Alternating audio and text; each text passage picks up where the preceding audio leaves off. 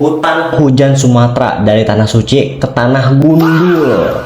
Luas hutan ini tuh sekitar 2,5 juta hektar. Yang mana salah satu hutan yang menjadi paru-parunya dunia. Lu bayangin, hutan yang ada di Indonesia ini adalah supplier oksigen untuk dunia. Di dalam hutan ini tuh ada beberapa spesies yang hampir punah seperti harimau Sumatera, orangutan Sumatera, gajah Sumatera, dan juga badak Sumatera yang merupakan spesies badak terkecil yang memiliki 2 cula. Selain itu juga di Sumatera ini adalah rumah flora Indonesia yang udah terkenal nih.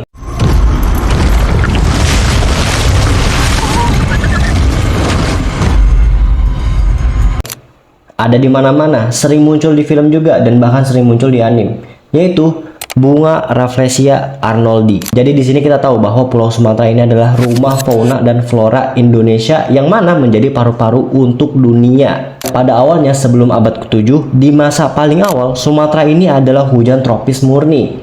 Belum ada negara dan industri. Di era ini hutan dianggap sebagai roh, sakral, dan sumber hidup. Lalu datanglah Sriwijaya.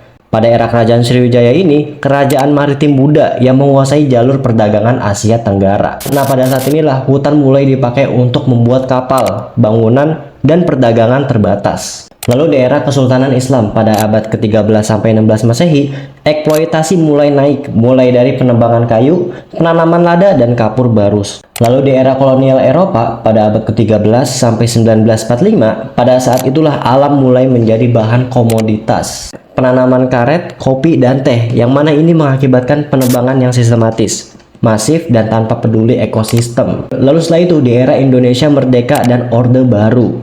Di era inilah paling brutal babat hutan Sumatera. Semua mengatasnamakan pembangunan dan ekonomi. Dan di era inilah muncul logging besar-besaran, yang mana habitat gajah, harimau, dan juga badak mulai terancam punah. Dan di era reformasi sampai hari ini, hutan Sumatera terfragmentasi, terisolasi, dan terancam punah. Yang mana penyebab utamanya adalah sawit, tambang, illegal logging, dan juga pembakaran hutan. Akibatnya terjadi banjir, longsor, krisis iklim lokal, dan menyusutnya satwa liar. Hutan Sumatera bukanlah hancur karena alam, melainkan karena tangan-tangan manusia, dari tanah sakral menjadi lahan bisnis. Dan itulah sebabnya kenapa Sumatera makin hari makin rawan dan makin hari makin botak. Kalau lu suka video gue, jangan lupa untuk like dan subscribe agar supaya gue makin semangat untuk membuat video setiap harinya.